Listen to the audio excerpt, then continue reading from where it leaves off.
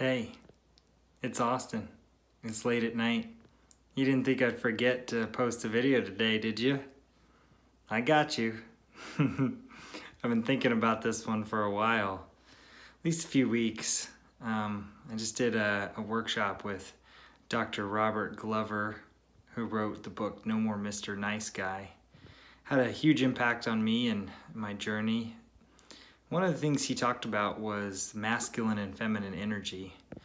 I'd heard about that before, mainly through a book called The Way of the Superior Man by David Deida, and it really opened my mind to just how to be more masculine and how to embody more masculine energy and how the feminine energy responds to that. And this goes beyond, being a man or a woman.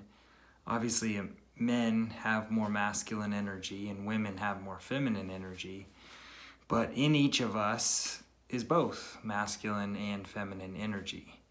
I believe Carl Jung called this anima and animus. I have to look that up, but it's that each of us has a mixture of both masculine and feminine qualities. Some people talk about it from an energy perspective.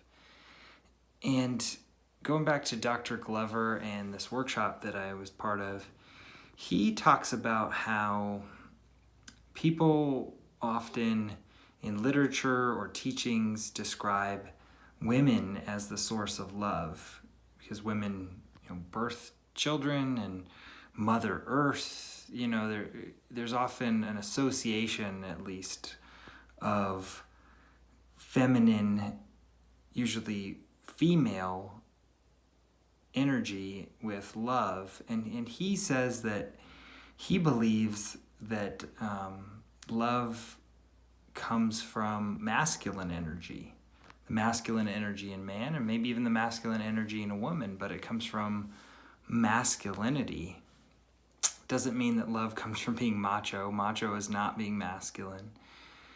Macho or masculine is being conscious.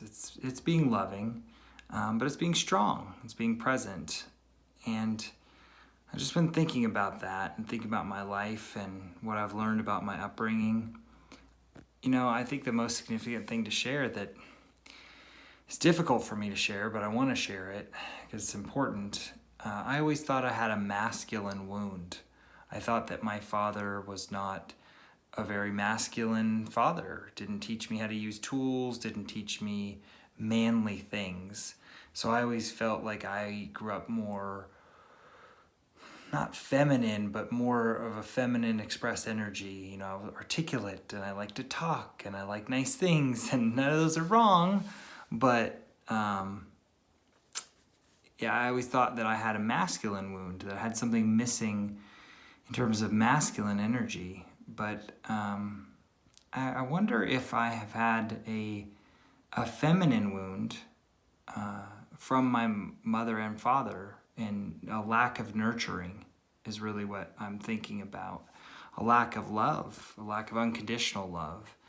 And that has made me want to express my feminine side more to make up for what I feel like I haven't been able to give to myself, or what I haven't received from my early childhood caregivers, my mother and father.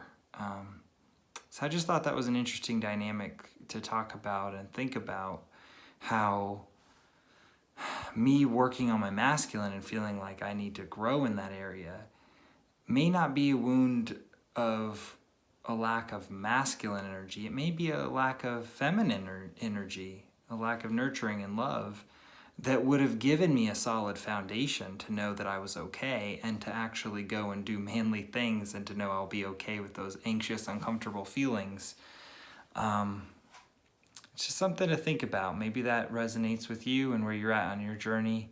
I'm not sure. And it could be the opposite, Maybe whether you're a man or a woman, maybe you have a masculine wound where you didn't get to feel like you were in control, or you didn't feel powerful. You didn't feel like you could protect yourself. Those are masculine traits, and primarily, and maybe that has made you feel very rigid and not able to just be very open and loving and caring towards people. I'm not sure. Just kind of playing with this in my mind and wanted to share it with you before I went to bed.